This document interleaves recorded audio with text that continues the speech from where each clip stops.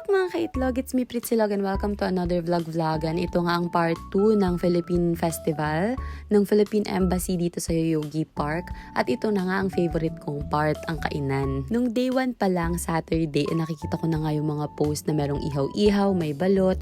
Kaya nga excited na akong kumain dahil ang tagal ko na tong cravings. Medyo naloka nga ako at puro Tagalog ang naririnig ko kaya akala ko talaga nasa Pinas ako. Medyo kailangan mo lang ng mahabang pasensya sa mahabang pila pero okay lang, worth it talaga lalo na nung nakikita ko na silang iniihaw sa harap ko. Alam nyo guys, ngayon ko na-realize na ito talaga yung isa sa pinaka magpapasaya sa mga OFW, yung makain mo ulit yung lasang Pinoy. Para tuloy gusto ko iuwi si kuya, ay yung iniihaw pala ni kuya. Puro kalokohan, lagot ako sa kuya ko. Pero guys, legit, kung meron nga lang talagang murang pamasahe, yung parang tricycle lang, ganun papuntang Pinas, uuwi ako para makakain lang ng mga namimiss kong food. At malapit na nga kami sa pila, iniinggit ako netong si kuya, umiinom ng buko juice niya, ginigigil mo ko kuya. Habang papalapit nga, lalo ako nahihilo kasi nakikita ko na yung presyo. Pero guys, legit, nung natikman ko to na wala yung hilo ko na palitan ng saya. Kahit yung presyo, medyo pikit mata mo talagang babayaran pero okay lang. Ang tagal ko na kasi talaga nitong cravings. Hindi naman halata sa itsura ko habang kinakain ko yung mga yan. Sobrang saya ko. Wala akong ikakat sa video para makita nyo kung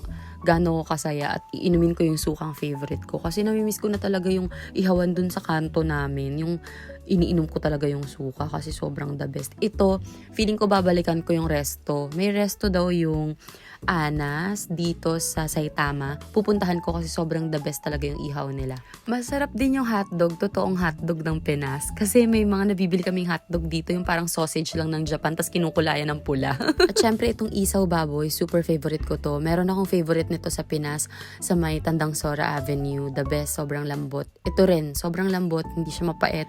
Sobrang worth it yung price para sa makagaya namin na OFW na gusto na umuwi sa Pinas para lang ma-satisfy yung cravings. May nakita rin ako ditong booth na nagtitinda ng mga Filipino products like Mogo Mogo, yung namimiss ko na sa Pinas na clover, na sugo. Yan, syempre bumili ako kasi yan talaga yung mga kailangan ko pag nagne-Netflix. At may napuntahan akong booth na napakagaling mag-sales stock. Salamat sa'yo kuya, nakakain ako ng buko pandan. At kung kilala nyo ako, alam yung lugaw lover ako, sobrang sarap ng overload lugaw na to, yung tokwat baboy, yung sahog, lahat. At syempre hindi pwede mawala ang tinapay na almusal ko kinabukasan. Bumili ako ng Spanish bread at ng pandiko kung may kagat na.